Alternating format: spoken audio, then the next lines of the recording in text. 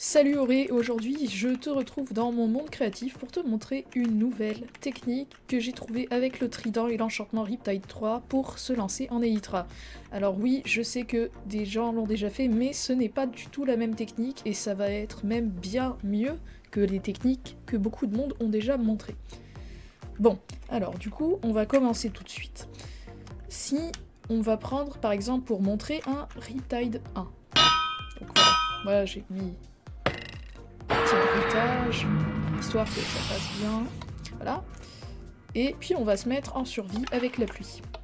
Voilà, donc là il se met à pleuvoir, je suis en survie, on est protégé par des bottes incassables qui amortissent beaucoup, et on a un Riptide 1 Loyalty 3. Alors le proof of concept est très simple. Tout le monde sait que si on lance un trident avec Riptide dans la pluie, en l'air, on monte. Normal, classique. Ok. Qui va revenir. Par contre, ce que personne n'a encore montré sur YouTube, c'est que si on va tirer un trident vers le bas, sur des slime blocks, il va se passer ça. Et ça, c'est plutôt spécial.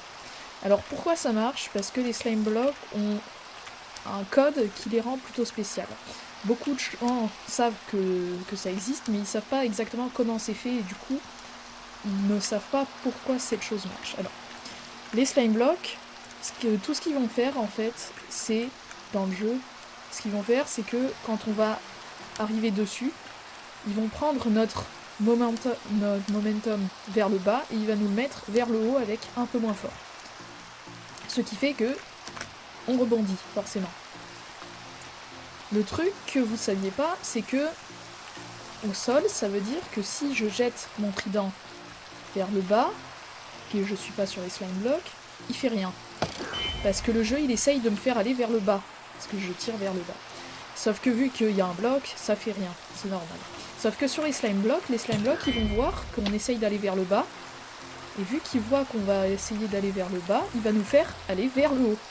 Alors, avec un Riptide 1, ça sert absolument à rien, mais j'ai fait une batterie de test avec le 1, 2 et 3, et vous pouvez voir que les résultats sont plutôt pas mal. Alors, avec le Riptide 1, les deux sont à peu près à la même hauteur, on s'en fout un peu, de toute façon c'est un peu nul, on va pas se le cacher. Par contre, si on monte au 2, ça monte déjà à pas mal de blocs, et si en plus on va au 3, ça va être plutôt très haut. Le truc c'est que sur un slime block, on perd par exemple pour les Riptide 2 un bloc d'écart, et pour le Riptide 3, 2 blocs d'écart. Mais ça va être compensé par autre chose que je vais vous montrer. Alors, on va aller prendre un Riptide 3 et on va montrer la vraie utilité pour un launcher à Elytra.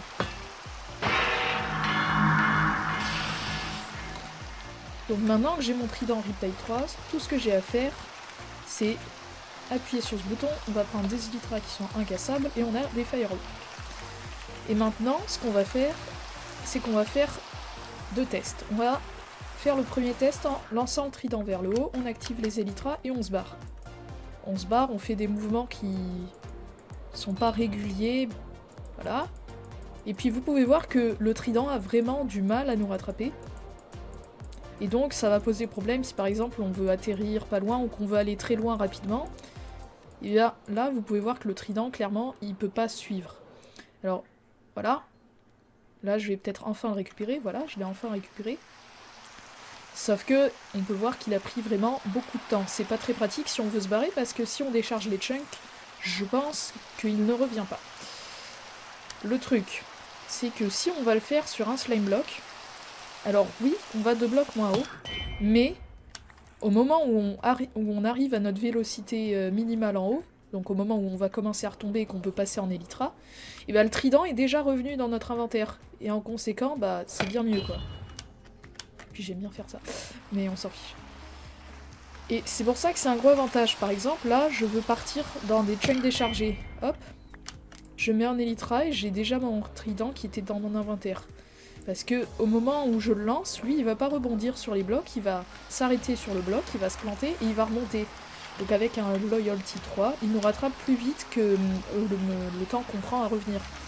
Alors du coup, tout ce qu'on a à faire, c'est partir vers le haut, et puis avant même qu'on arrive en haut, et ben il est déjà revenu. Et du coup, Ça nous permet de faire des launchers bien plus faciles en Elytra, et qui permettent de ne pas avoir à attendre que son trident revienne. Voilà, c'est à peu près tout. Donc maintenant, c'est la fin de cette petite explication. J'espère que tu auras aimé la démo, Aurélien, Asama ou tous ceux qui regarderont. Et donc je vous souhaite une joyeuse journée, semaine et vacances. Et je vous dis ciao!